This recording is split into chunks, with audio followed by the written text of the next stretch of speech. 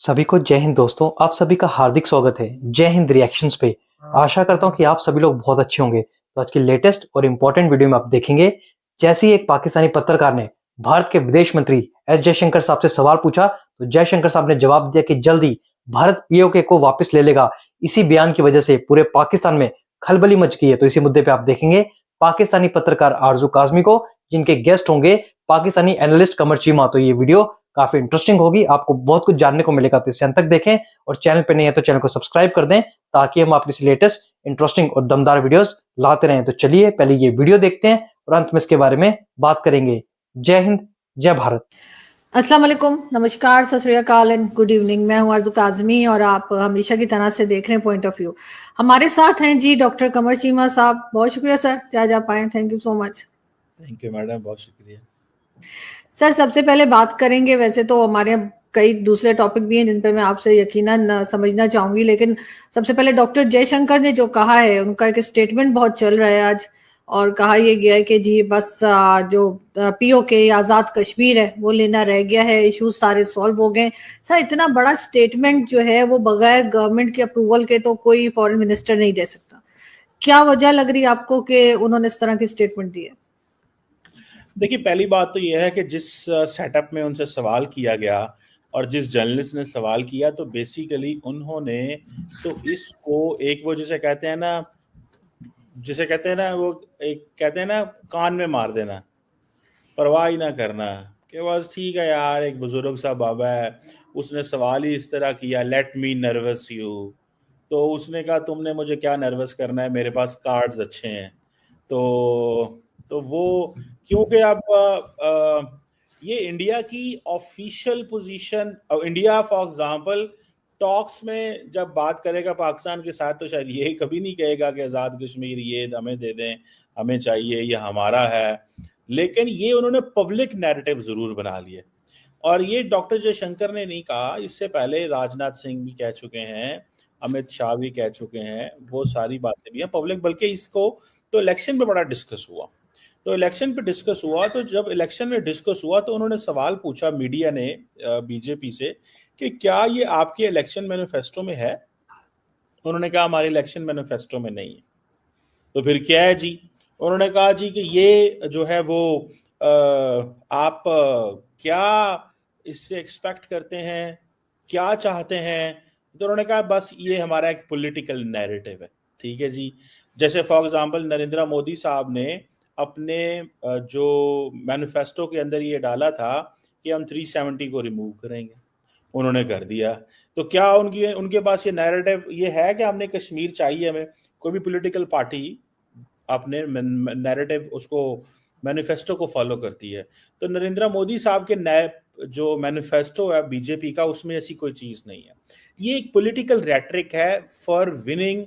वो जैसे एक अंग्रेजी में एक मुहावरा होता है ना, वोट विनिंग क्लॉज, कि जी ये हमारा वोट जीतने के लिए अवाम का। इससे इलेक्टोरल वोट मतलब नहीं है, इससे मुराद sympathy, support, public narrative build करना, इससे मुराद ये भी है। सो नरेंद्र मोदी साहब जो है वो और उनकी पार्टी का ये व्यू है, और वो इस तरह की चीज़ें चाहते हैं कि थोड़ा सा ये अवामी सतह पे ये पैगाम दिया जाए कि अब ये वो भारत नहीं है।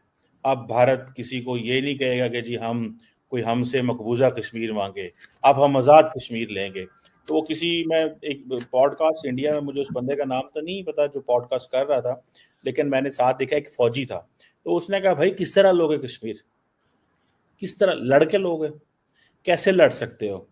जिस तरह की आपकी फौज है उस तरह की उनकी फौज है, आपकी बड़ी फौज है, आपके पास भी वेपन्स हैं, उनके पास भी वेपन्स हैं। फिर जिस तरह का टेरेन है कश्मीर का, पहाड़ हैं, ऊंचे पहाड़ हैं, खाइयाँ हैं, कैसे वेपन मूव करोगे, कैसे लड़ाई लड़ोगे, गुरीला वारफेयर होगी, कैसे लड़ोगे, मतलब ऑन ग्राउंड किस तरह लड़ोगे ना। देखिए सवाल तो पैदा होता है।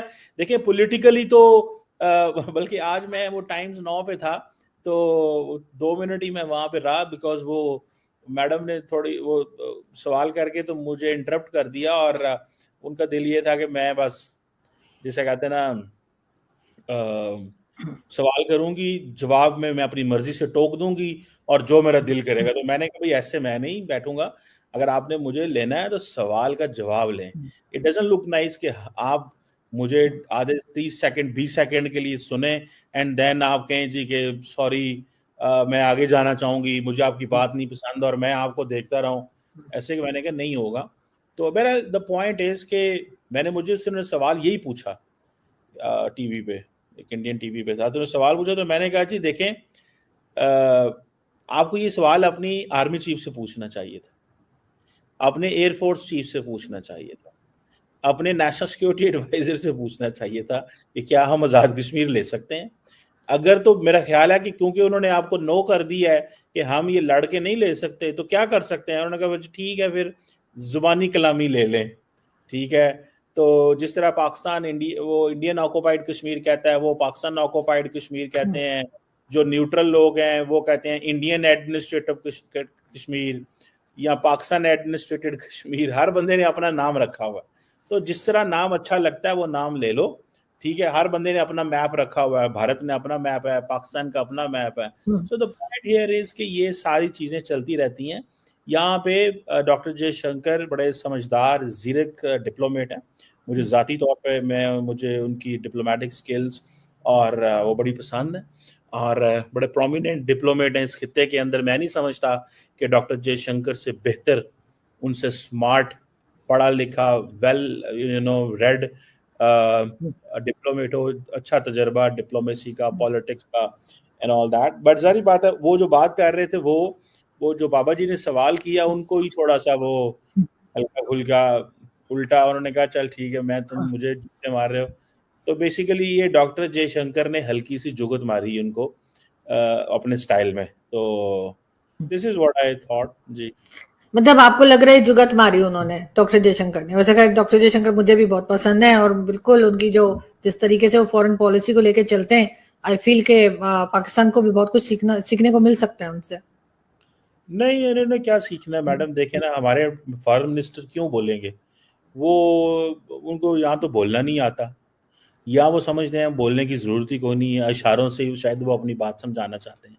कई लोग होते हैं शायद उनका ये हो कि वो इशारों से बात समझाना चाहते हैं, तो शायद हमारे फॉरेन मिनिस्टर साहब जो है ना वो इशारों के ज़रिए कुछ बताना चाहते हो, बोल के तो वो बहुत कम, कहीं पे आवाज़ उनकी कम ही सुनाई देती है। उनका ज़्यादा ध्यान इस चीज़ पे है कि मैं फ़लाँ सेक्रेटरी को 21वें ग्रेड के वाले को 22वें में कर दूँ, उसको इधर कर दूँ, उसको इधर कर दूँ। तो बेसिकली तो वो फाइनेंस मिनिस्टर थे, उनको उठा के इन्होंने लगा दिया है इसमें, तो वो बड़े नाराज़ हैं बेसिकली। तो दरअसल सही मानों में देखा जाए तो बहुत नाराज़ हैं, उनको गुस्सा है, तो वो अपना गुस्सा जो है ना खामोशी से गुजार के निकालते हैं।